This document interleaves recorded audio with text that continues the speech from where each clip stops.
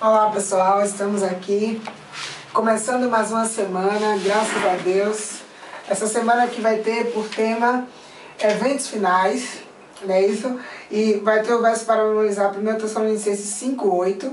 Nós, porém, que somos do dia, sejamos sóbrios, revestindo-nos da couraça da fé e do amor, e tomando como capacete a esperança da salvação.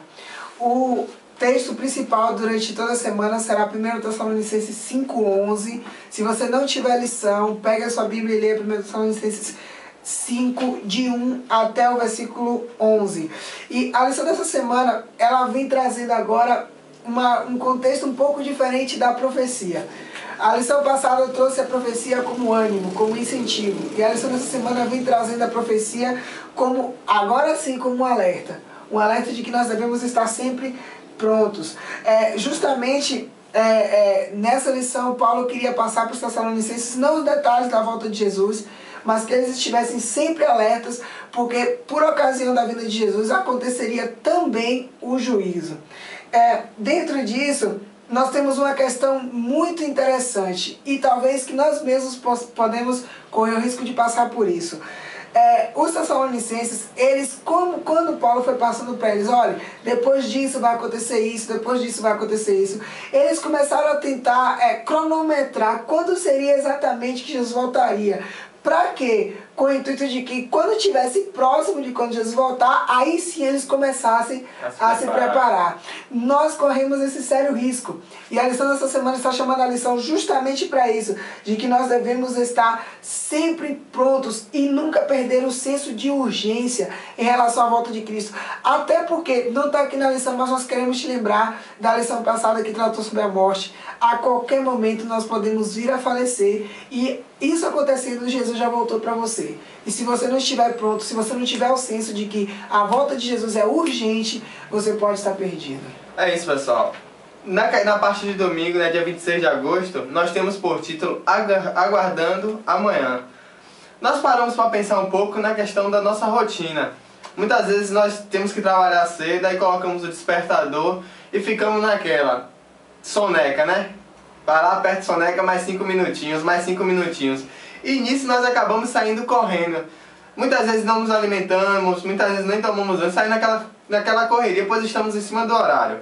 Passamos o dia todo na correria, trabalhando, estudando, conforme a situação de cada um. Quando voltamos para casa, às vezes pessoas ainda têm mais alguma coisa para fazer à noite, outros voltam mais cedo, aí vai comer alguma coisa, tomar um banho. E quando percebe, já estão com o corpo muito cansado e acaba já pegando no sono. E nisso fica virando esse ciclo. De manhã vai acordar na correria e tal. E nisso nós acabamos não tendo tempo nenhum, acabamos negligenciando a questão do contato com Cristo. A questão de passar um momento matinal com Ele, de começar o dia com Ele. Nós sabemos dessa necessidade que nós temos de começar o dia orando, buscando a Cristo, para que Ele possa nos fortalecer nas situações que nós estaremos nos encontrando durante o restante do dia. Paulo, ele distingue, ele fala sobre duas classes de pessoas. São aquelas que estão dormindo, ele denomina, são aquelas pessoas, os filhos da noite, que estão bêbados, que estão sonolentos, adormecidos. E essa situação deles de estar bêbados e sonolentos acaba fazendo com que os sentidos deles estejam entorpecidos, ou seja, eles não percebem o que estão fazendo, o que está acontecendo e acabam não se preparando para essa volta de Cristo, acabam não percebendo os sinais, não percebendo essa situação que está apontando para essa volta.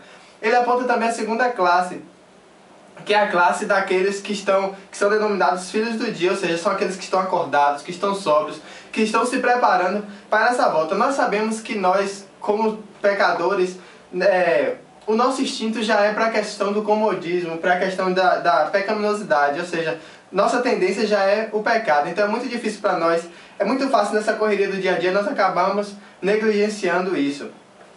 Para quem é desbravador, o que já foi, conhece a questão da observar a devoção matinal, uma das leis dos desbravadores. Então na lição dessa semana, um dos pontos que ela nos adverte é essa questão de estar separando um momento de devoção matinal, um momento de comunhão com Cristo logo ao amanhecer. nos tempos antigos, essa questão da devoção matinal começava em média das 3 às 6 da manhã. Hoje nós muitas vezes não conseguimos nem sequer levantar para orar, imagine ficar nessa vigília. Outro ponto muito importante que a lição também traz para nós nessa segunda é a questão de que nós somos uma luz que refletimos Cristo a esse mundo. Podemos ter, por exemplo, a lua. A lua, nós sabemos que durante a noite ela reflete o brilho do sol. Isso faz com que as noites sejam mais claras, mais bonitas, devido a esse reflexo do sol que ela tem. Ela não tem brilho próprio, é apenas reflexo. Assim também somos nós. Nós somos apenas reflexos de Cristo. Nós estamos aqui nesse mundo apenas refletindo sua luz enquanto ele não volta. Há essa necessidade que nós estejamos a todo momento em devoção matinal, em comunhão, para que nós possamos durante o dia estar preparados para refletir essa luz que é Cristo. Então são esses dois pontos principais que a lição, pelo menos da segunda e a jovem, traz para nós. Pois é, e tem um outro fator interessante que a lição de adultos traz, o texto de Gênesis 3, de 15 a 24, em que, em primeiro lugar, Paulo estava querendo dizer para os Tessalonicenses, ali no contexto de 1 Tessalonicenses 5, de 1 a 11, que se encaixa com Gênesis, o seguinte: o juízo ele não vai acontecer especificamente apenas por ocasião da vinda de Cristo. O juízo acontece até mesmo enquanto estamos vivendo aqui na Terra. E aí deu alguns exemplos, como o exemplo de Gênesis 3, de 15 a 24, que nós conhecemos de que o juízo de Deus foi até Adão e Eva no momento em que eles cometeram um ato ilícito. Não, Deus não esperou a volta de Jesus para poder julgar Adão e Eva ali naquele momento. Só que a lição está tão espetacular e tão maravilhosa, e Deus também é tão espetacular, tão bom para conosco, que ela apresenta dois pontos: o juízo como positivo e o juízo como negativo. Nesse caso, eu vou especificar Adão e Eva, a lição traz outros exemplos. Leia a lição para você ver quais são os outros exemplos. Adão e Eva, Deus mostrou o ponto negativo. Qual foi? Perderam o jardim do Éden, passaram a conhecer a morte. Adão ia ter que trabalhar, a terra ia produzir espinhos, a mulher ia ter dores no parto, tudo isso. Mas também tem a parte positiva do juízo, e isso é o fundamental. O juízo de Deus, ele não é totalmente condenatório para nós. Deus fez o quê? Deu vestes para eles. Aquelas vestes representavam as vestes da graça e representavam que Deus continuaria cuidando deles, mesmo depois do seu ato ilícito. Representava também uma segunda chance para eles, né, Diego? Uma oportunidade de reconciliar-se com Cristo. Pois é, o juízo de Deus vem até nós hoje, vem, porque nós sofremos ainda por ocasião do pecado que nós cometemos. Mas o juízo de Deus tem muito mais partes positivas, tem muito mais Jesus trabalhando em nosso favor do que Ele nos condenando. É isso aí, pessoal. Até amanhã.